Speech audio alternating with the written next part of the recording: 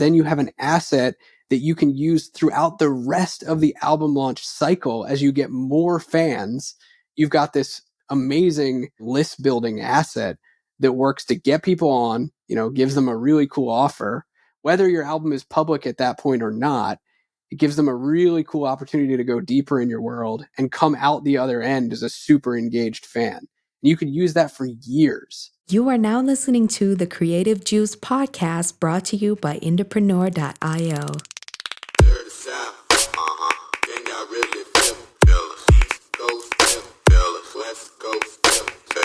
What's up, Indies? Welcome back to the Creative Juice podcast. This is episode 315, and today we're going to be talking about album launches, how to launch a record profitably in 2024, some of the strategies and approaches that we teach and we use at our agency. I'm excited to be here with you today. I'm your host, Jack McCarthy. With me, as always, is Circa. Cirque, what's up, dude? How pumped are you to talk about record releases? I'm soups pumped. Totes stoked. Me too, man. It's been a minute since we've talked about album launch funnels on the show, and I think there's a lot to be discussed here because really, I think since you kind of pioneered the album launch format, the album launch funnel that we talk about and we teach years and years and years ago now, I think the industry perspective on how to launch records has sort of changed. And I think there's two sort of modes of thinking that happen, at least that I experience. Is you've got artists that are sort of in camp number one, that they're either doing or wanting to follow, like announce a record, drop it the next day or the next week with very little lead up. And then you've got folks who are in the camp of like, I want to do something more engaging to launch my EP or my album, but I don't really know what it is, or I have this list of ideas and I'm not really sure how to execute them or tie them all together. And so maybe this episode on launching an album and building an album launch funnel will help provide some clarity and some insight and some useful strategies for people in both camps, hopefully to move people away from Camp A and to kind of glue everything together from Camp B. Yeah, it's funny because we do a survey every year of our community members and of our team to talk about sort of our training stack and the value of Indie Pro and all that, and try to figure out what we can make better. What we're doing well. And a bunch of our own team members had sort of indicated that they hadn't used the Ultimate Album Launch in quite some time. Now, obviously, like, it's a moment in a career when you got to use something like that, or you want to, but it's just interesting that they thought it, they just didn't find themselves pointing to it that much because, in a lot of ways, some of our biggest success stories have come from album launch. I mean, the foundational story of Entrepreneur, like marketing with Nino, album launch, and Fan Finder. Richard Thompson, 2 back-to-back album launches that got him on Billboard. The 502's mega successful album launches. So it's kind of a pivotal strategy in our whole recommendation stack. Yeah, for sure. Maybe it would be helpful for us to kind of recap here what we've historically taught when it comes to an album launch funnel, or even just the idea of an album launch funnel for anyone who might be new, what it looks like, why it's different from, what they might find out there in the wild when artists talk about album launches that have fan engagement sort of elements baked into it. Yeah, I think we could start off with the problem, which is that a lot of times what I was used to seeing at the studio I used to work at, I used to manage a recording studio before creating Entrepreneur. And I would see artists put lots of money and time, almost full years, into creating an album in that studio, and then sort of like hastily rush to come up with a album launch plan, marketing plan for the album that's sort of thought of at the very end, is insanely local, and doesn't really do a whole lot for them in the end of it. They do like a local release party, but beyond that, there's really not much of a marketing plan. And so that's what the album launch was born out of, those experiences. And I had realized in direct response marketing, like, sort of the problem that was being encountered is that, like, your main form of marketing is announcing that the album is out on social media. And so it's like very few people from your actual following are going to see that post. when they see that post, they're just encountering you while they're scrolling social media. There's no like engagement. There's no lock-in, right? Like they're not actively invested into this project unless you've done a really great job of stringing along content and singles leading up to it. And even then, it's very hard to capture attention. But in direct marketing, it's like, well, yeah, it's direct marketing is not about doing social posts. It's about trying to pull people deeper into your world with offers, with a string of offers. Might be one offer that gets them to get into a personal contact method like email or text. And then you're speaking directly to them. It's a bit more intimate. Another offer might get them to become a customer for the first time because it's just an insanely good deal. Another offer might get them to ascend and become a repeat customer, a higher ticket customer. So the ultimate album launch was like structured around offers. It was like, how do we get people off of social onto your email list? How do we give them insane value such that they feel indebted to you in some way? Like you've really gone above and beyond to deliver an awesome experience for them. And then how do we then capitalize on that sort of familiarity, that reciprocity by making a very compelling sales offer for the album? Yeah, for sure. I think it's interesting to explore a little bit the idea of getting fans sort of locked in and excited about an album launch.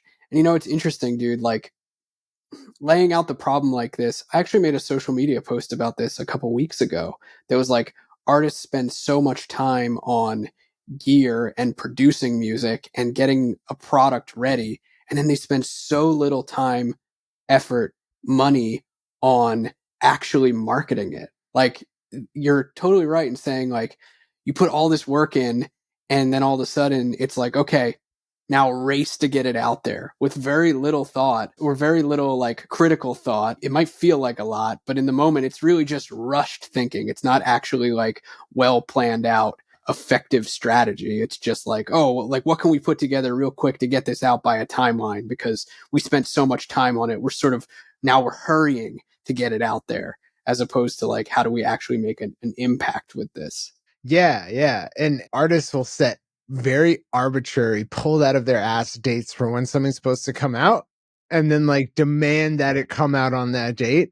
And it's usually like does not leave a whole lot of time to do the appropriate things. And this, I sympathize with managers in this for this reason, is because they have to deal with sort of those hard dates, and artists are very like unyielding about those things. But with a nice sort of breath of fresh air has been to see, once we've seen artists in our community embrace the album launch method, they really don't care when their album comes out to the public or on Spotify, right? Like they get such a juice from releasing it early to people who are truly engaged and truly bought in, and then actually making money off of it before it actually goes live. That like, I think the 502s did both of their album launches like months and months before the album actually came out on streaming. And that's just refreshing, to see sort of that artist impatience flipped on its head. For sure, yeah. I'm actually thinking of a common objection that I hear about, releasing your album or your music, EP, whatever, early to your biggest fans, your most engaged people, is like, well, I don't see big artists doing that. But I can think of numerous accounts of very, very famous artists who've worked with us at the agency who have built album launch funnels with us that did just that. I'm not going to name names or name drop here because that's stupid, but I can think of a number of examples of artists who did exactly that. One in particular was a hip hop artist, a rapper that we worked with a few years ago. We did an album launch for him, and his ultimate album launch funnel was based on a live stream world premiere. And he did this world premiere the day before the record dropped publicly. So it wasn't a crazy amount of time. He was, psyched to drop it on Spotify and on all the streaming sites and whatnot. But he was like, yeah, I'll launch it to my biggest fans the day before and I'll sell to them on a live stream world premiere where I'm going through each track one by one and hanging out with my people on a live stream. And he was selling physical copies of the record at the same time. Very limited edition sort of thing, an offer being made just then and there for those people that were hanging out and had signed up for this one moment in time kind of experience. And this was a massive artist with hundreds of thousands of fans. So as an easy objection breaker for anyone who might be wondering about that, it's like, yes, there are artists who do it. They're usually the types of artists who care about making an engaging moment for their fans and just need to find a way to glue the pieces together and make it stick. So that's just one example of an album launch funnel that's a really cool way of doing it. Yeah, I guess to give anyone in the audience who doesn't know, to give like a brief overview of the album launch funnel, the whole strategy, the campaign, the idea is to, when you are ready to release an album, ideally before it's supposed to come out, you make an offer to the public that if they sign up, they have to register, they will get your whole album plus tons of like behind the scenes content, lyric breakdowns. Like you'll basically walk them through it day by day. So you'll give them new songs every day for like a period of days. And each song will come with videos and exclusive content and things that they can't get anywhere else. So it's an exclusive hidden online experience. And all they have to do is register. They get the whole album for free. They get all that stuff for free, and they get it early before the album actually comes out. You can imagine if a huge artist did this, you know, that would be insane, right? It would be nuts. It would do gangbusters. But even smaller artists, like, it's very exciting for their fans to have that opportunity. And even brand new fans, you know, when we first ran the album launch with Nino Bless, like there were people who had come in off of a video we advertised the week before and then took part in the album launch live. And they were like, this is insane. Like, this is so cool. I just found out about you. Now I'm like here with all these people.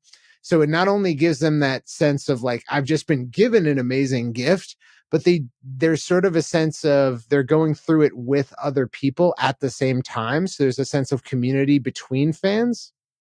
And then on top of that, there is, at the end of the album launch, you're supposed to make an exclusive offer. And sometimes it's before the end, like more and more our team has been creeping that actual offer closer to when they sign up or when it starts. But you make an exclusive offer for a limited edition version of the album, physical copies, along with merchandise centered around the artwork of the album, you know, multiple different products that they can get. And typically you do those with urgency and scarcity. So there's you're not supposed to, you know, have as many as they want. It's supposed to be a limited quantity, and it's supposed to only be available at that price or with that limited edition or with bonuses for so long. Another cool thing is that when it's finished, you know, you run it live, like you run it in real time. So it's an event they're registering for, and they go through it live. But after it's done, you have this whole online experience that someone could sign up for and take at any time. So you can make it evergreen, and it becomes like the ultimate email sign up offer, right? Like, as opposed to like get updates or like join the newsletter.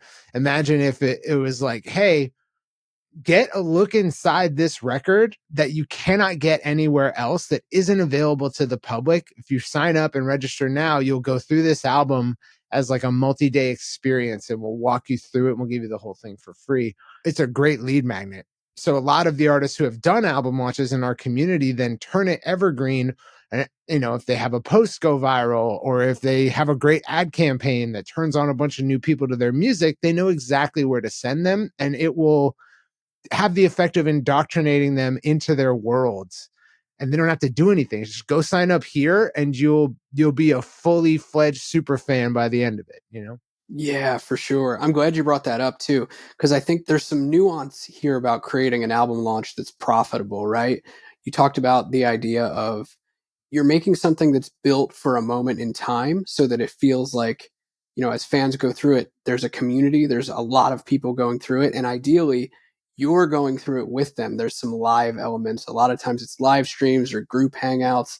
Some people have built in the past like Facebook groups, but you could very easily build, you know, channels in Discord or group DMs and things like that to build kind of like a place for people to be hanging out while they're going through this experience with you.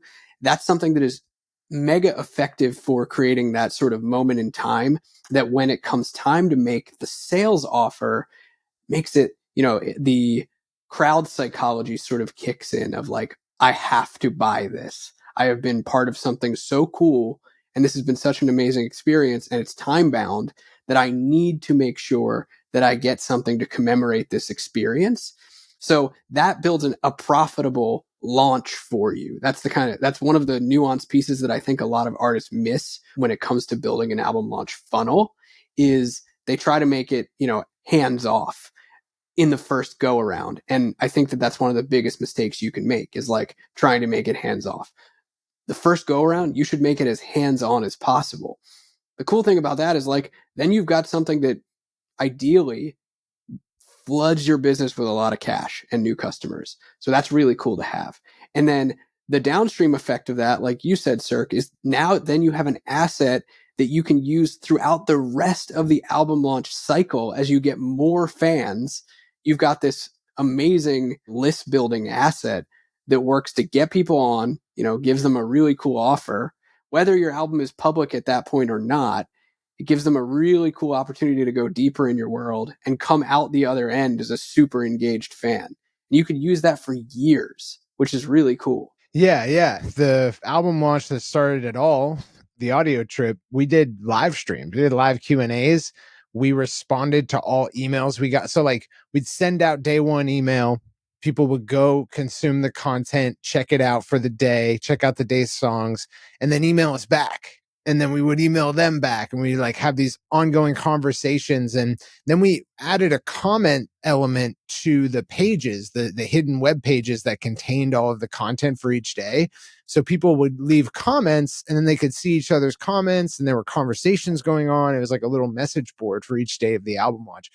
And that live experience, it creates lifelong fans. Like it really does bring fans a whole level deeper that I don't think any other campaign really does. Yeah, I totally agree. We're in the process right now at the agency of building an album launch for an artist that's coming up in June, and it's going to be themed around a challenge actually, and all of the content will actually be delivered via live stream. They're going to be doing daily live streams over the course of a week around this album launch that's going to be happening. I actually don't think there's going to be any content pages. It's going to be bonus content delivered via email and then bonus content kind of exposed on live streams. And it's just going to be day after day after day of that and trying to get fans to engage in this sort of challenge environment married to new music coming out. I think it's going to be really interesting. I'm super excited about it. And that's the cool thing about an ultimate album launch funnel is there's so many different ways that you can deliver the behind the scenes content and a million different ways that you can sort of package it all together and put the gift wrapping on it. You can have themes around all sorts of things. Like that's a challenge, for example. We've run album launches at the agency for themed around like mountain climbing and stuff. Like you can get really deep into your interest, your kind of like secondary interest as an artist. And, for all of you that like to be into the idea of building a brand, this is really where you can flex those muscles and be like, well, what am I about?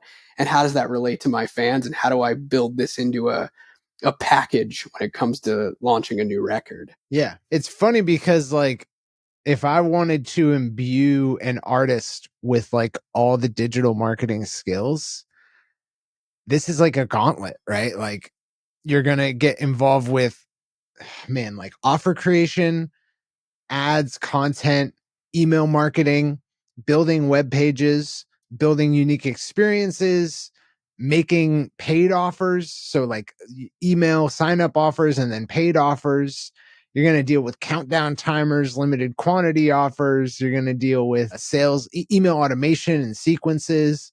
There's just so much involved in it. And it's just a light sprinkling of kind of every topic in digital marketing. There's a few that like it doesn't involve, but it kind of covers all the core fundamental bases of it. So it's an interesting exercise in becoming good at digital marketing. Yeah, dude, for sure. I think what's really cool about everything we've been talking about here regarding album launch funnels is in today's single release sort of landscape, the cool thing about building an album launch funnel is you might be in a place as an artist or a band that you've been releasing music and marketing single songs, individual songs for quite a long time. And ideally, in the process of doing that, you've been building up like a massive warm audience, people who have just been engaging with the music and you've been marketing these singles.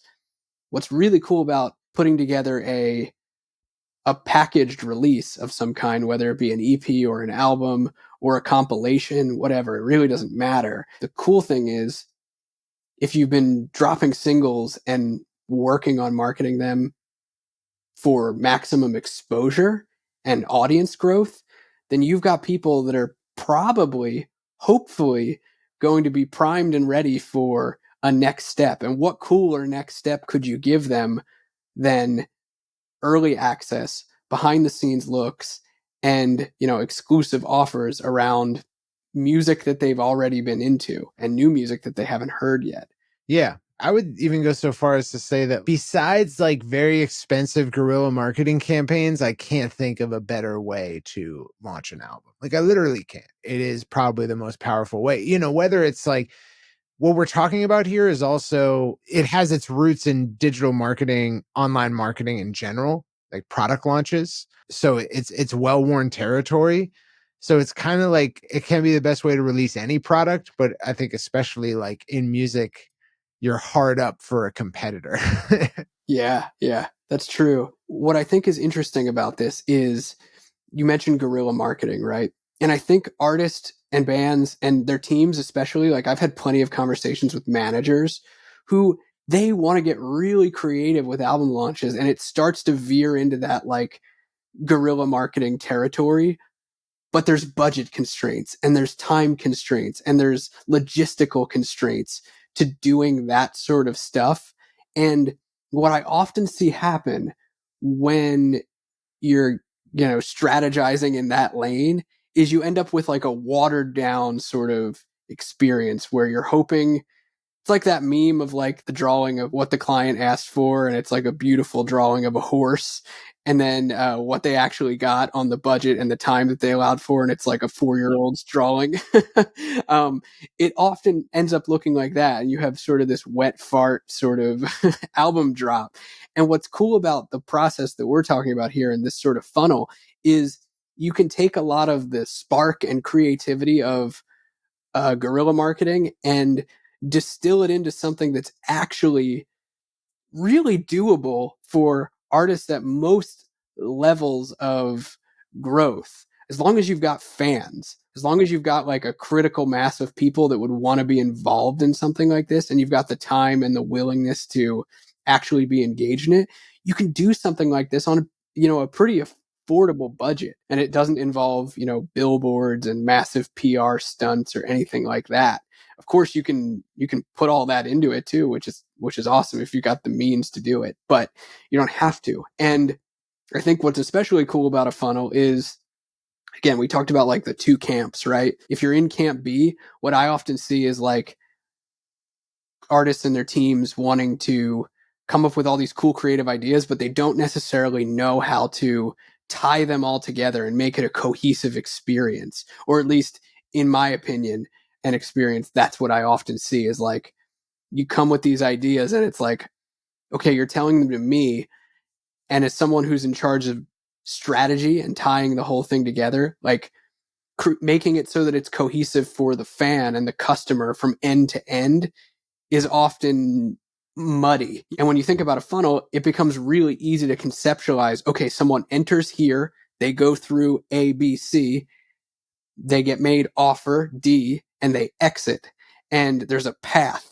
And that's what's cool about this sort of process is it allows you to zoom out 30,000 foot and kind of visualize exactly what you want your fans to experience when you are launching a record. Yeah, I mean, it really rescued, like, when we were growing up, like you had an experience with a record because you didn't have like infinite shuffle, right? You couldn't just shuffle through your whole library. You put a CD in your CD player and you listened to the whole thing. And listening to an album for the first time, it would be in your CD player for days. And you would have sort of a season of your life with that record. And that's completely gone now. But you can rescue back some of it with such a funnel because really anyone who goes through it is having this experience with this record in sequential format, right? They're not just like skimming it for singles they might like and then adding it to their library and it comes up every once in a while. They're sitting down with the record and you're in the highest degree of control you can have over that experience. It's got all those benefits. Yeah, that's such a good point. It's giving you back the power to create memories around your album launch for your fans, which I think is really cool. In fact, in a lot of ways, it's kind of the power of the internet harnessed to take that album listening experience, that first time experience of a new record, and bringing people together for it, which is really cool because so much of that, first time album experience, putting it in your CD player and listening through it and having it in there for days is an individualized experience. This is communal and social, or can be. And that's really powerful. Yeah. So for those of you listening who are like, I have no idea what you guys are talking about still, maybe we could walk through some of the more technical aspects of it, right? I guess we could start off with like, you got an album, right? It's in the can, it's ready to be released. And so the ultimate album launch starts off with like a theme, how to give you an example, like with Nino, we did the audio trip, and it was, it was sort of the first album launch. So it's, the concept itself was its theme, but then like the 502s did the party. It was like a backyard summer, cookout party just with the neighborhood boys. And, and that was cool. And then they did Camp Feels Good, which kind of kicked it up a notch, down to the branding, the copy, the language that they were using. It was all about this Camp Feels Good experience. So picking a theme that you can go with is very powerful because it really brands the whole thing. And it ties in with your long-term brand, because the 502s really never looked back after Camp Feels Good. They're still very much Camp Feels Good branded. So it kind of can set the tone for what your brand is overall. And then once you've got a theme selected, kind of the way the funnel goes is you're going to make an announcement and you're going to promote that you are doing this exclusive live launch of your record, but only the people who register for it will get it early. They will get every song for free. They'll get tons of bonus content for free, and you'll be walking them through it. You'll be talking to them the whole time. So now you got to go out and promote that offer. If people take it, you're leading them to a link to a web page where they can sign up for it. So they give their name and email, and now they're registered for it. That gets them into an email marketing segment. And then you have an email automation ready to go when, like, on the date that it's supposed to go live. So there's a countdown timer on that page where they sign up, and that adds urgency to it. And so on the date that it goes live, you're starting an automation, or you're starting a set of emails that point them to, each email is like a personal letter from you or you and your band, and it walks them through that day's songs. It gives them a little bit of info about that, sends them off to a web page where they can download that day's songs. They can view the behind the scenes content, the lyrics, any additional cool stuff you've thrown in. And you're doing that day by day. So day by day, you're sending them new songs. And then at the end, traditionally, right, what we originally did was at the very end, on the last day, you're unveiling a limited edition offer for your record. When they go to check out for that offer, there's additional offers thrown in, limited edition merch, stuff like that. So you're trying to raise that average value of a cart that they're checking out for by making additional offers as they're checking out for that limited edition, typically signed version of the physical copy, whether it's CD or vinyl. And your goal is to recoup any costs you incurred and then make a profit off of those sales. So the 502s innovated on that by doing an offer right after you sign up. And it's a great idea because the best time to make an offer is when people are most excited, and people are generally most excited at the beginning of something. Like, the reality of it, people's imagination of something often outpaces the reality of it. It's not that the reality is bad. It's just that the imagination is so powerful that it fills up this empty space with like all the best things that could possibly happen. So that's typically maybe the best time to make an offer. So by doing that, they were able to subsidize the costs of actually advertising their offer to their fans and to even people who hadn't heard of them before. And more, we've seen people kind of inch that offer closer to the beginning of the whole launch. But I still think it's powerful to unveil it at the end, because you've lost any people who aren't invested mentally by the end of it. And so you're making this offer to just like your most dedicated core people who really dig what you're doing. But it's hard to say which one is better. Well, what was interesting about what the 502s have done and what a lot of artists we've kind of advised have done since is that initial offer that they were making after people signed up wasn't the same offer that everyone was going to get during the experience. It was what we would call a tripwire offer, which was just something very low ticket, meaning like a couple bucks to subsidize the cost of advertising. And what we kind of framed it around was this is your guidebook through the album launch. This is a piece of it that you can have to walk you through it. For them, it was a camp packet, basically like an itinerary of what camp was going to be like. And you could build this kind of thing into any album launch theme and do it, on the cheap for sure. Like not a very high cost thing to do.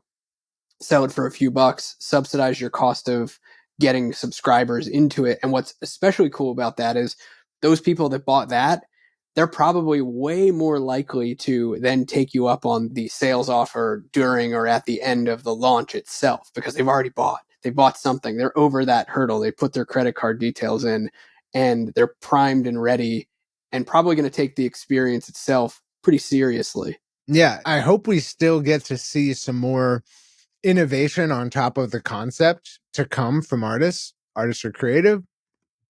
And we've seen all types of amazing spins on this. Richard Thompson, who we shouted out in a recent episode, going over some of the more memorable indie launches and indie campaigns we've seen. He made his album virtual. It was AR. It was augmented reality. AR, yeah. Yeah. And obviously the 502s, the camp feels good. And they had the camp booklet and the pass and like all this cool stuff. So hopefully, if you're listening to this episode, like you're the next indie to do an album launch and kind of put your own creative spin into it because it's a blank canvas, right? You've got a email sign up offer. You've got sort of a rough idea of what you're giving to people and what makes it compelling. They're getting the album early for free. And then you've got this blank canvas of like all the bonus content, all the additional experiences you can bake in with that captive audience when you're going through it live with them. To give an example, like, we've seen, what was it? Death Grips did not an album launch, not just sell records, but they did do this sort of like teasing rollout of their album that was like a scavenger hunt sort of that like ended in a payphone and like, like all this crazy stuff and just getting fans that invested in what you're doing. There's so much room for creativity there. So hopefully people listening to this plan their next album to do an ultimate album launch and innovate, Yeah, for sure. I would love to hear if you're listening to this and you've done this, we'd love to hear about it. Like, please let us know. Definitely interested in how anyone who has implemented an album launch funnel already, what you've done that's been interesting with it and what's been successful for you.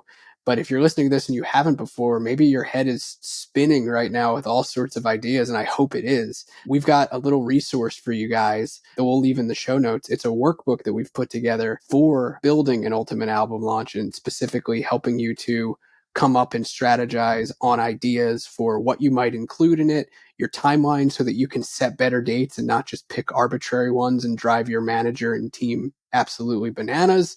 And it's free. So we'll link to that in the show notes so that you guys can check it out. So if you've got a whole bunch of ideas that you're just, jonesing to put down on paper, this will give you an opportunity to do it. So check that out.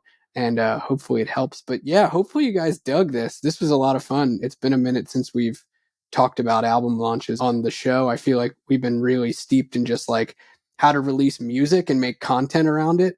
This is a good sort of layout of what do you do when you've been doing that for a while and you've got a lot of fans coming into your world? How do you move them to the next level? Well, putting together a launch is a good way to do it. Hell yeah. So if you are interested in doing an ultimate album launch and you're in our Indie Pro community, the training's right there for you. It's in your training vault. It's called How to Profit from a Launch Campaign. If you're not in our Indie Pro community and you don't want to join, which I would highly recommend, You can absolutely get a taste of it for free. We'll have a link in the show notes. If you go to entrepreneur.io/episode 315, you go there and we'll have a link to sign up and get the whole album launch workbook that comes with the training. It's like a 60-page workbook that walks you through how to do it for free. And then, I think that's all you need to implement. We're trying not to hold anything back here. So you could absolutely use that to implement your first album launch. And if it goes really well, roll those profits into Indie Pro and join the community. Hell yeah. I'd love to see it. Well, hope you guys dug this. Go launch a cool record in 2024 and make some money off of it. We'd love to hear the wins, so let us know. We'll catch you guys next time on Creative Juice. Peace out, Indies.